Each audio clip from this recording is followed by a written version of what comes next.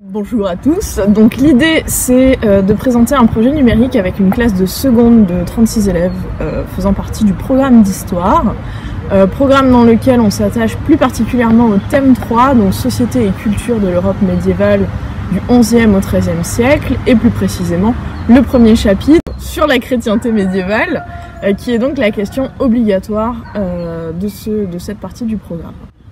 Donc globalement, les trois grands thèmes de la question sont la puissance de l'Église, la vie du chrétien et la christianisation. Et c'est à l'intérieur de cette question que j'ai choisi de proposer mon activité, donc sur le numérique. La christianisation, la problématique de cette partie du cours, c'est quelles sont les intolérances et les moyens de conquête des idées religieuses. Et 5 sujets vont se dégager qui vont être répartis à travers la classe. Premier sujet, donc la première croisade, ensuite les ordres mendiants, la lutte contre les hérésies, l'art roman et enfin l'art gothique. Donc le groupe de 36 élèves est divisé en 9 et ce qui nous donne, comme vous pouvez le voir sur le schéma, donc des répartitions de un sujet pour 2 groupes à peu près et enfin un 9e groupe qui se retrouve avec le dernier sujet. Donc l'idée c'est que chaque groupe a une double page de document qui lui est distribuée et les élèves doivent prendre connaissance des documents et en choisir 3 à expliquer et à exploiter en vidéo.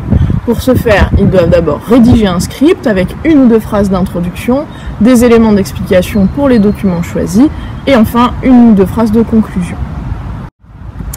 Ensuite vient le montage de la réalisation des capsules vidéo qui sont faites à partir de smartphones ou de tablettes en fonction de ce que les élèves possèdent et de ce qu'ils préfèrent. D'abord ils vont prendre des photos, éventuellement créer des animations sur les documents qu'ils ont choisis, ensuite enregistrer leur voix par-dessus et enfin faire le montage et donc l'étalonnage du son et de l'image.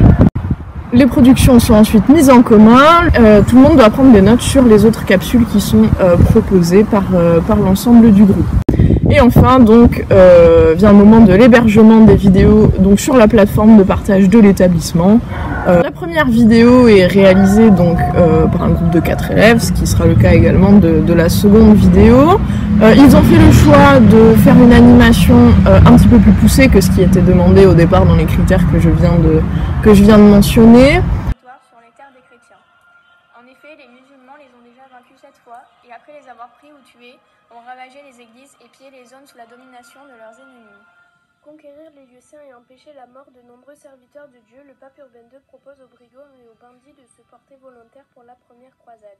Ainsi, ils ont la promesse d'être lavés de leurs péchés.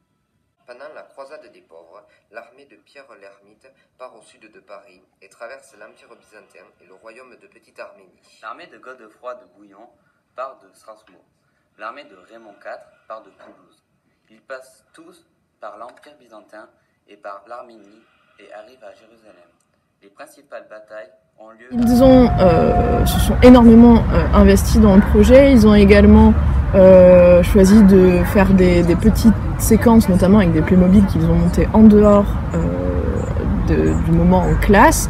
Mais globalement, l'ensemble du travail a été réalisé en classe, que ce soit pour le choix des documents, la rédaction du script et également pour la prise de son du point de vue des vidéos. La deuxième vidéo est donc sur un modèle un petit peu différent, utilise cette fois-ci le logiciel Windows Movie Maker. Toute l'Europe. Le style gothique succède au style roman. Quelles sont les grandes caractéristiques de l'art gothique? Le style gothique est opposé au style roman, que ce soit par la taille, par la clarté. Contrairement aux églises romanes, les églises gothiques possèdent des arcs-boutants ainsi que des grands vitraux représentant la vie du Christ. Les contreforts des églises gothiques sont plus hautes et contiennent des sculptures. Ces églises étant plus hautes possèdent des arcs brisés ainsi que des croisées d'ogives. Lors de la construction d'une cathédrale, l'évêque et le chapitre, ensemble de personnes qui assistent l'évêque, doivent choisir un maître d'œuvre. C'est un style de vidéo plutôt différent, mais qui a également permis de mettre en avant tout le point de vue architectural de l'art gothique et également donc, faire un montage qui est certes différent mais qui correspond très bien au sujet.